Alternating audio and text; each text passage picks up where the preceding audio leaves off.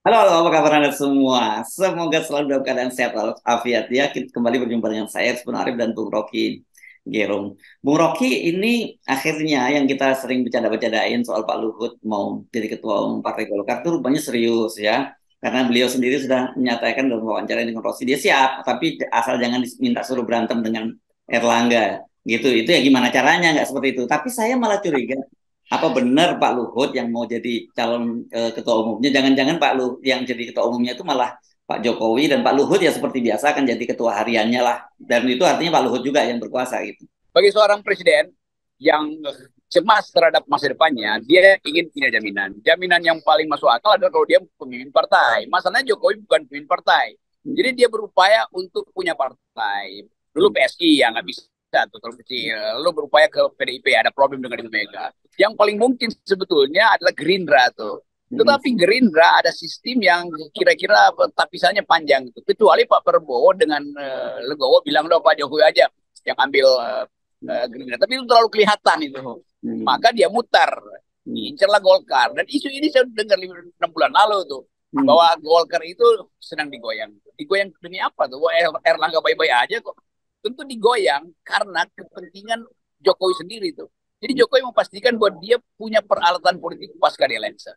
Nah, itu lalu diatur bahwa oke, yang paling mungkin adalah orang Golkar sendiri itu supaya nggak dianggap sebagai merampok seperti Muldoko kan. Jadi dipasanglah di situ Pak LBP. LBP itu jadi semacam Trojan horse, kuda Troja yang di dalamnya bersembunyi Jokowi. Ini taktik biasa dari orang yang panik kalau dia nggak punya peralatan politik. Jadi itu aja intinya tuh. Dan makin lama makin kentara bahwa memang Jokowi hanya merasa aman kalau dia adalah pemimpin politik. Buat diri dia sendiri, bukan buat dinasti juga. Karena Jokowi udah nanam infrastruktur yang panjang tuh. Dia tahu bahwa kalau dia main politik, dia mesti punya partai. Dia tahu kalau dia main partai, dia masih punya kekuatan oligarki. Dia tahu kalau dia main partai, dia punya tokoh-tokoh yang masih loyal pada dia, terus mantan-mantan projo segala macam. Dan dia tahu bahwa kepentingan dinasti dia nggak boleh dihentikan kendati dia lengser. Masih ada Gibran, ada Kaisang segala macam, kan nggak mungkin. Kalau Jokowi nggak punya peralatan untuk menghalangi pemeriksaan dinasti dia nanti, ya hancur seluruh perencanaan politik dia. Jadi itu yang disebut realisme dalam politik itu. Ya, ya, oke. Tapi pilihannya gitu, kenapa misalnya tidak memilih PSI? Toh dengan sekarang belum ada pemilu, Pak Jokowi tetap bisa ngatur bagaimana agar PSI ini menjadi partai yang besar. KPU segala macam kan di bawah kendali Pak Jokowi. Kenapa kemudian Golkar yang dipilih? Karena udah diatur sedemikian rupa, kader-kader Golkar di DPR segala macam, bahkan caleg yang lagi mendaftar sekarang, itu nantinya harus mengabdi pada Jokowi. Jadi Hmm, dari awal ada perencanaan yang matang sebetulnya. Bahwa hmm, begitu Golkar masuk kabinet, masuk DPR, maka di DPR langsung pindah faksi dari Erlangga, pindah pada faksi Jokowi. Jadi ini satu paket lengkap lah, ya, bukan ya, paket hemat. ya. Dan mereka ini kelihatannya mendapat pintu masuk karena elektabilitas Erlangga nggak naik-naik gitu, dan kemudian juga kepastian dia untuk menjadi capres atau cawapres itu nggak jelas gitu. Jadi ada semacam apa ya, alasan pembenar gitu kenapa kemudian Golkar diambil alih gitu ya. Itu bukan alasan benar, alasan alasan pencaplokan sebetulnya. Alasan Kan pencaplokan. kalau kita mau fair, tunggu aja kan. Kan sebentar lagi 2024 ada Munas Golkar. Kenapa harus sekarang? Karena memastikan bahwa caleg-caleg Golkar itu harus langsung dibawa fraksinya Jokowi, kendali Jokowi sejak awal perencanaan. Jadi busuk sebetulnya cara berpolitik yang busuk. Itu 11-12 dengan Muldoko. Itu juga yang menerangkan kenapa Pak Jokowi nggak pernah mau menegur Muldoko tuh. Karena motifnya sama. Kan Demokrat juga mau diintai supaya diambil alih oleh Jokowi. Jadi itu yang menerangkan sekarang bagi kita masuk akal kenapa Muldoko begitu firm untuk mengambil alih Demokrat. Karena di belakangnya ada keinginan Jokowi. Kenapa akhirnya Pak Luhut harus mengatakan ya nggak apa-apa saya ambil alih itu, tapi ya saya nggak mau konflik dengan Erlangga. Itu artinya memang yang akan ambil alih itu adalah Jokowi. Ini kan semacam apa namanya ya, orderan online gitu kan. Tunggu aja di bawah tuh, nanti yang turun orang lain tuh. Ya, ya, ya, ya, ya, ya. Oke. Jadi, tapi kalau kalau sudah seperti ini operasinya, ini kelihatannya tanda-tanda kalau kemarin kan tetap saja menolak ya, apa Erlangga menyatakan nggak ada itu Munaslup, Pak. Kemudian saya Agung Laksono juga menyatakan tidak begitu. Tapi kalau kita lihat dengan munculnya Pak Luhut menyatakan itu, kelihatannya skenario ini udah pasti berjalan gitu ya, Bang Rob. Saya kira ini serius akan diolah, tetapi juga serius banyak dari Golkar itu terutama faksi HMI itu akan pindah ke Anies tuh. Itu yang mesti dihitung tuh. Jangan sampai setelah Jokowi yang pegang Golkar, Golkarnya tinggal 2% sebetulnya. Faksi-faksi Golkar yang sebetulnya nggak suka dengan cara pengambilan begitu akan pindah ke Anies atau sebagian pindah ke Gerindra atau ke Demokrat. Kan kita mesti ingat Golkar ini partai yang rasional loh. Dan jangan dianggap bahwa itu partai yang bisa dimain-mainkan oleh ambisi politik saat. Golkar punya sistem dan itu akan berantakan sistem kalau proses ini dibiarkan. Dan pola ini udah lama dipraktikkan oleh Jokowi. Golkar awal juga kan dikerjain Jokowi itu antara siapa Erlangga dengan Bambang Susatyo. Demikian juga P3 dikerjain Jokowi itu, PKB dikerjain Jokowi kan semuanya keinginan Jokowi. Jadi ini akan dicatat oleh para peneliti sebagai pola Indonesia, yaitu mau berkuasa tapi nggak mau bikin partai dari bawah, mau caplok aja tuh. Jadi model kudeta semacam ini atau disebutnya ya hostile takeover atau pemaksaan untuk mengambil alih kekuasaan itu yang menggambarkan bagaimana Jokowi itu berpolitik dalam wajah politik Jawa yang otoriter gitu kan. Itu ini betul-betul ciri politik Jawa. Ya udah aneksasi aja tuh tetangga kekuasaan tetangga kan. Bikin dia takluk tuh dengan mengumpankan macam-macam. Jadi ini pola buruk dari demokrasi, bukan pola buruk dari demokrasi, pola yang tidak demokratis. Ya, nah jadi kan sekarang ini makin terbentuk ya mosaiknya. Kalau kemarin kan puzzle-puzzlenya ada 3 orang pimpinan Golkar yang hadir dalam apel siaga hari pada Nasdem gitu itu, dan kita menduga pasti nggak mungkin mereka datang tanpa ada blessing dari Erlangga. Jadi memang ini perpecahan di dalam Golkar itu sekarang sudah sangat terasa sekali ya. Ini sistematis nih. Jadi kita melihat bagaimana faksi-faksi di Golkar itu akan bereaksi terhadap umpan yang diajukan oleh Jokowi. Jokowi mengumpankan diri di dalam sesuatu yang berbahaya sebetulnya. Dan saya kira Golkar bukan partai yang nggak bisa tega untuk impeach dengan segala macam persoalan kegagalan Jokowi memenuhi soal utang luar negeri misalnya, soal anggaran yang melampaui batas, soal akses kesehatan yang tidak disediakan pada itu perintah konstitusi, soal pendidikan yang berantakan. Jadi ini bagus saja yang kita lihat sebagai hasil dari cawe-cawe Jokowi ini yang paling tinggi nih, yaitu merampok partai Golkar. Dan saya kira Golkar nggak akan tumbang, akarnya kuat tuh. Ya, ya, oke. Tapi dengan cara seperti ini bukankah kemudian Pak Jokowi itu malah memperbanyak musuh gitu? Kalau selama ini toh meskipun banyak yang juga menentang tapi tidak secara terbuka karena Golkar bagaimanapun kan ada pragmatisme ya, dengan alasan mereka memang doktrinnya adalah pembangunanisme yang harus ada dalam pemerintahan begitu. Tapi dengan cara diambil alih seperti ini kan, dan kemudian Pak Jokowi juga berhadapan dengan Ibu Megawati dan di satu sisi juga ada kubu Anies Baswedan gitu. Kita tidak menyebut Nasdemnya lah, kubu Anies itu kan makin banyak nih front yang harus dihadapi oleh Jokowi. Ini nggak bisa dijawab oleh analis politik, ini bisa dijawab oleh psikolog gitu. Karena di dalam ada dalam psikologi namanya authoritarian trait atau perilaku authoritarian tuh yang ada pada setiap orang. Dan perilaku authoritarian justru terlihat ketika dia makin lemah tuh. Jadi seseorang menjadi otoriter karena dia ingin menyelamatkan sisa-sisa kuasanya tuh. Jadi itu yang terjadi tuh. Jadi mari kita tanya pada para psikolog ini gejala apa sebetulnya sehingga Pak Jokowi itu akhirnya jadi rakus gitu, dan kerakusan itu justru diasuh oleh bagian-bagian dalam Golkar yang harusnya berakal sehat. Kan kita nggak pernah bayangkan bahwa Golkar selalu ada konflik internal, tetapi mereka mampu menyelesaikan secara institusional.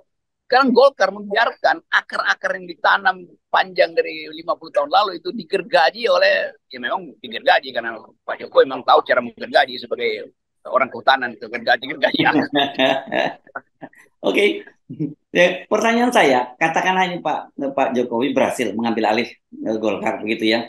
Tapi seberapa besar peluang keberhasilannya nanti ketika dia mengendalikan, toh sekarang ini kenapa dia bisa begitu powerful karena dia seorang presiden.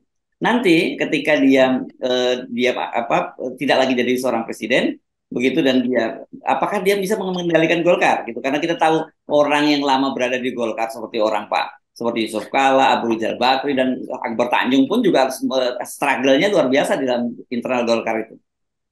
Ini karena ini kayak anak alay mau main game gitu, biasanya ngejar layangan tuh. Jadi Pak Jokowi nggak ngerti bahwa komposisi elit Indonesia itu dengan mudah menyingkirkan dia kembali gitu. Kan Jokowi udah bukan siapa-siapa tuh. Apa pengaruhnya dia di situ nanti di Golkar kalau dia bukan presiden? Jadi itu masalahnya tuh. Erlangga aja yang di kader dari panjang, dari jauh, dari ayahnya itu di Golkar itu digoyang. Apalagi Jokowi. Jokowi pimpin pimpin Golkar setelah dia rampok dan dalam 2 minggu dia jatuh lagi kan. Itu soalnya. Jadi lucunya di situ tuh. Jadi ini kok nggak bisa ya orang bikin refleksi bahwa udah cukup aja Anda udah jadi presiden 2 kali dan Anda mau jadi presiden ketiga kali setelah jeda satu periode tuh atau mau mengendalikan put Indonesia lewat Golkar tuh lain tuh watak Golkar itu lain watak Golkar itu adalah komposisi antara teknokrat dan kelihayan berpolitik jadi keahlian itu nggak ada pada Jokowi itu jadi saya membayangkan oke, ribut-ribut ya, diatur segala macam tuh dan Erlangga tersingkir. Tetapi mereka yang punya etika di dalam Golkar tahu ini adalah hal yang busuk gitu. Dan mereka akan balas dendam sebetulnya tuh. Dia diam-diam akar-akar Jokowi juga dipotong pelan-pelan oleh tokoh-tokoh yang masih beradab di Golkar tuh. Dan itu akan membatalkan ambisi Jokowi untuk terus membayangkan bahwa dia akan jadi seseorang yang akan dikenang di Indonesia sebagai berhasil. Nggak ada. Itu dari awal dia udah gagal. Dari semester pertama dia memimpin, mulai dia katakan ya seluruh janji dia kan nggak ada yang berhasil tuh. Jadi itu yang akan diungkap. Apalagi milenial yang merasa ini kok nggak etis banget ya. 60% milenial pasti nggak setuju bahwa Golkar diambil alih dengan cara yang kurang ajar. Ini cara kurang ajar. Kita bisa ketawa-ketawa, tapi kita tahu ini prinsip buruk dalam demokrasi. Itu akan jadi presiden bahwa setiap tokoh politik kalau dia nggak mau lengser, ya diambil alih aja partai yang dia inginkan itu. Dengan kekuatan apa? Ya kekuatan lobby, kekuatan sprindik. Jadi sebentar lagi Erlangga akan dipanggil oleh KPK, dibikin headline panjang lebar, lalu Erlangga demoralisasi. Lalu atas dasar itu, oke, ternyata Erlangga nggak mampu untuk menaikkan elektabilitas. Itu urusan internal Golkar, bukan Jokowi yang menganggap karena Erlangga tidak bisa menaikkan elektabilitas, maka dia kita semua ganti aja tuh. Emang elektabilitas Jokowi seberapa sekarang tuh? Jadi ini intinya, jadi kebusukan. Ya, tapi kalau soal panggilan kan sudah Kejaksaan Agung yang sudah menjalurkan memanggil Erlangga Bung Rocky. Sudah ada sprindiknya itu. Yes, jadi sekarang problemnya tadi kita bahas Jokowi, sekarang kita bahas Erlangga. Seberapa kuat Erlangga mau mempertahankan hak konstitusionalnya? Seberapa kuat tokoh-tokoh Golkar yang masih punya pengaruh etika itu mau mempertahankan sistem meritokrasi di Golkar? Seberapa kuat kader-kader Golkar yang masih muda mau menerima fakta busuk semacam ini? Itu intinya. Nah, kalau ada konsolidasi di antara mereka yang masih menginginkan Golkar tumbuh dengan wacana akal sehat, maka lawan aja kan. Jadi buka aja kan. Jadi mudah aja kan bersaing di dalam politik yang terbuka sekaligus bersaing dengan cara-cara yang di bawah tanah. Ya intinya itu. Jadi ini juga ujian bagi Erlangga, kemampuan dia untuk memimpin Golkar ditentukan oleh apakah dia tunduk pada kuda Troja yang diselundupkan melalui Pak Luhut bin Sarpanjaian, atau dia memang tahu bahwa dia punya banyak kesalahan sehingga dia nggak mau melawan. Nah kalau begitu ya udah, itu memang jarum ketemu benang. Tapi gini ya, kalau tadi kita ngomong Pak Jokowi kan Pak Jokowi satu dia memang tidak terlalu paham culture-nya Golkar. Kedua dia mungkin fokus dia kan bagaimana tetap mempertahankan kekuasaan. Jadi ya apapun dia lakukan. Tapi kalau Pak Luhut ini kan bukan orang baru di Golkar, Bung Rocky. Dia paham banget pasti kultur di Golkar seperti apa, bagaimana permainan di Golkar, apa risikonya dengan wilayah Golkar gitu. Kenapa beliau kemudian tiba-tiba menyatakan ya saya kalau memang dibutuhkan menjadi ketua umum dia siap tapi jangan berantem dengan Erlangga gitu. Oke, tadi kita udah bahas Pak Jokowi, personalitas Jokowi, personalitas Erlangga, sekarang personalitas Pak LBP. LBP ada di dalam kegamanan. Dia tahu bahwa kalau Jokowi nggak ada, itu artinya beliau juga nggak ada. Nah, sebaliknya, dia menganggap bahwa Jokowi harus terus ada. Karena terus-terus Pak Luhut bilang nggak mungkin, nggak boleh ada perubahan. Apa itu perubahan? Itu apa namanya kampungan si AHY itu. Jadi kelihatan betul bahwa motifnya memang ingin menyelamatkan Jokowi. Menyelamatkan Jokowi artinya menyelamatkan orang-orang Jokowi. Pak Luhut adalah orang Jokowi. Kan itu intinya. Beda dengan Prabowo orang Jokowi tapi dia punya partai Gerindra. Nah sekarang ada masalah. Luhut nggak punya partai. Dia di Golkar sebagai senior di situ. Dan kita tahu bahwa di Golkar ada tradisi kalau udah senior oke, dihormati sebagai senior, tapi nggak akan mempengaruhi kapasitas anak-anak muda ini, anak-anak baru di Golkar. untuk mempertahankan sifat teknokratis dari Golkar. Jadi itu intinya tuh. Jadi kenapa Luhut yang juga bergairah? Karena Luhut ingin selamat bersama Jokowi. Ini analisis politik ya Bang Luhut ya, dan kita mau lihat betul-betul fair bahwa persaingan politik itu berubah mentalnya menjadi busuk atau menjadi kotor karena ada faktor Anies Baswedan yang nggak disingkirkan. Kan itu intinya kan.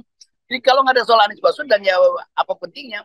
Jokowi merasa bahwa nggak kena ada yang ganggu dia. Itu kan dia udah jamin sama Prabowo tuh. Jadi sebetulnya tetap ada kekhawatiran pada Jokowi. Kalau Anies menang itu berbahaya bagi dinasti Jokowi. Di situ inti persoalannya. Karena itu dia mesti siap-siap menangkal kemenangan Anies, dan seandainya pun Anies lolos di dalam 1-2 putaran, tetap dia punya kuasa untuk bargaining dengan Anies karena dia punya Golkar. Itulah aja. Jadi itu namanya realisme politik di dalam filsafat politik. Oke, baik, kita tunggu bagaimana kelanjutannya ya, karena saya kira tidak semudah itu ya. Golkar mungkin sekarang skenario-nya mulus lah, katakanlah gitu, semua bisa diatur dan sebagainya. Dan gerbong Golkar itu memang seperti itu, pragmatisme kan sangat luar biasa di sana. Tetapi kita tahu kan banyak sekali down di sana ya, di Golkar itu, dan itu Pak, kita mesti ingatkan Pak Jokowi, nggak skenario di atas kertas itu beda sekali dengan realitas di lapangan gitu. Kalau saya mau dorong Pak Jokowi lakukan terus tuh, semakin lama, semakin lama langkah Anda akan terseok-seok tuh. Dan ini yang juga jebakan dari mereka yang menginginkan Jokowi jatuh dengan cara yang buruk. Oke, baik, terima kasih Bung Rocky. Tetap 0% Bung Rocky. Ya, seandainya ini dari awal nggak ada soal. Yes, oke, thank you. Ya.